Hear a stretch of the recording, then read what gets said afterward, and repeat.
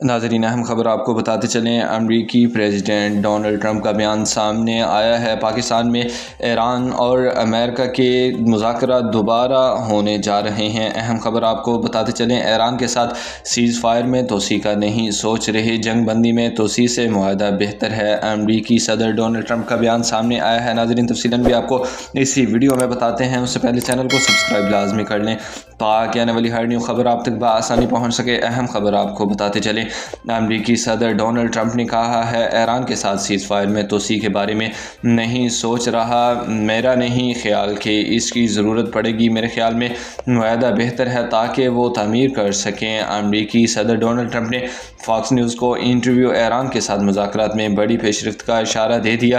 کہا کہ جنگ بندی میں توسیع کا امکان نہیں، اس سے پہلے ہی مسئلہ حل ہو سکتا ہے۔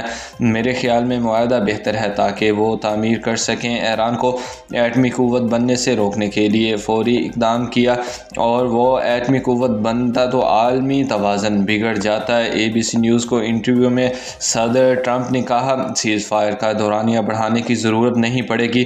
ایران کی تعمیر نو کے لیے معاہدہ بہترین آپشن ہے۔ اس سے قبل نیو یارک پوسٹ سے گفتگو کرتے ہوئے امریکی صدر نے اگلے 2 دن انتہائی اہم قرار دیے۔ فیلڈ مارشل سید عاصم منیر کی تعریف کی اور کہا، مذاکرات کے اگلے دور کے لیے پاکستان ہی بہترین آپشن ہے۔ اس سے پہلے نیو یارک پوسٹ کو انٹرویو میں امریکی صدر نے اگلے 2 دن انتہائی اہم قرار دیے اور کہا، مذاکرات کا دوسرا دور بھی اسلام آباد میں ہو سکتا ہے۔ ہمارا جھکاؤ بھی اسلام آباد کی جانب ہے، کیونکہ فیلڈ مارشل سید عاصم منیر بہترین کام کر رہے ہیں۔